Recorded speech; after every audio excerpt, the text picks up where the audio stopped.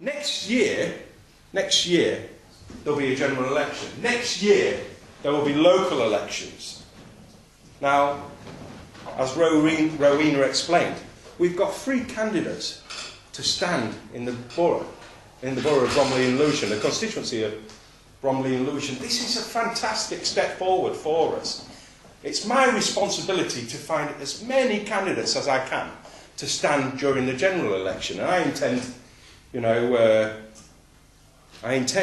to publicise this, but also to speak to individuals and speak to as many groups and branches about the qualifications to stand as a candidate, not only in general, but in the local as well. But the most important thing is that we put on a good showing at the general election.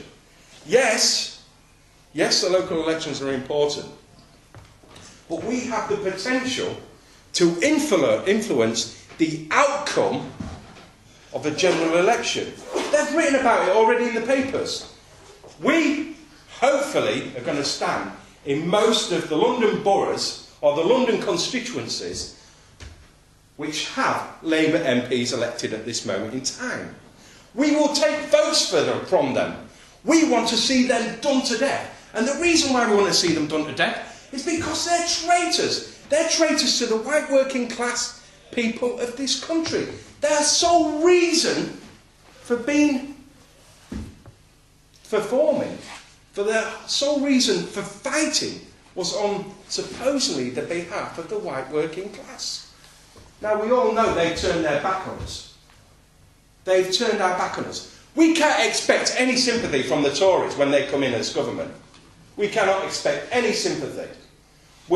This country, let's not beat around the bush, it's bankrupt. We owe trillions of pounds. It's not even billions of pounds now, it's trillions of pounds. We are in hock to the international banks, the international finance system. We've been dumbed down in an age where there's so much danger. Just over the horizon. Just over the horizon.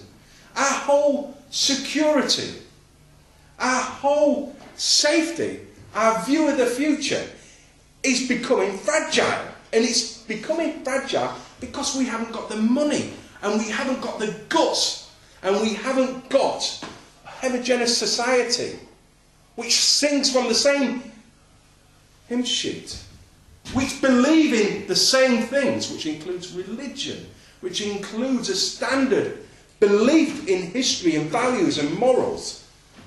We haven't got those things anymore. It's fragmented. We're living in an apartheid system where we have ghettos.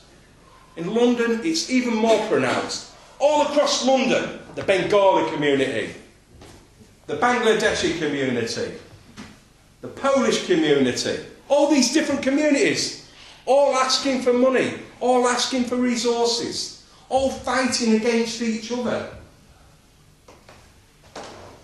What's that all about? We never asked for any of this, did we? We never voted for any of this. They've taken us for mugs. And people still on about voting Labour. Can you let's save the questions to the end, please? Well, we've got our candidates for the general election. It's going to cause a disturbance. When we was elected over in Barking and Dagenham, myself. Now I'm the leader of the group of councillors over in Barking and Dagenham. It caused the papers and the politicians to go into fits. They went crazy. They went mental. There was all sorts of headlines. The end of the world is nigh. The British National Party goes marching forward with the Chinese army. Rubbish. What's changed? Everything's got worse. It's nothing to do with the British National Party. A lot of the arguments, discussions, debates at the moment, if it wasn't for us, we wouldn't be having them. Who raised the housing issue? The scarcity of housing? Who raised the issue regarding the sell-off of council housing? Who's been saying for years and years and years, immigrants' lower wages, British jobs for British workers, pull our troops home from all these foreign wars? It wasn't just Iraq and Afghanistan, there were even wars before that, which we shouldn't have got involved in. There's been 65 wars since the end of World War II. If we've not had troops on the ground, we've had some direct involvement through the arms trade. And these people dropping bombs on innocent women and children. Indigenous people in their own country. They've not been able to organise themselves. Innocent. We've dropped bombs on them. They've been dropped in our name. What we've done? We've sat idly by. We've sat idly by. Sat idly by. I mean, we know what it's like to be terrorised on our own streets. We know what it's like to feel under occupation. That's what it's like today. What people feel it's an occupied country. We feel like second-class citizens in our own country. It's a disgrace. There's no honour in living like this. And that's why people are stressed out. They're angry. Some people kill themselves. Others resort to drugs. If a man's not got a job, what's he got? Where's his pride? Can he have a family? No, he can't, because he can't afford it. Got you by the short and curlies, haven't they? Got you by the short and curlies. When my father lost his job at Steelworks, he was never the same man again. That was under Margaret Thatcher. I've never voted Conservative. I don't believe in that. I don't believe in, slashing and burning, cutting back. The man's got a job. If he's not, he needs to provide for his family. He needs to provide for his kids. I'm not saying today's perfect, but I know lots of people who have lost their jobs just recently. Lost their jobs. Young people. There's no apprenticeships. I've got a nephew going to university. He's getting a loan. He's going to be shelling out for the rest of his life. Probably.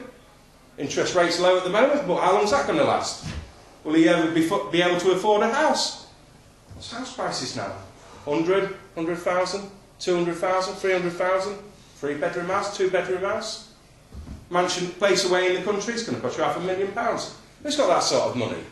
Who's got that sort of money? Nigerians, middle-class Nigerians, middle-class Chinese, middle-class Indians, they've got it. Arabs, they come here, they lord it over us.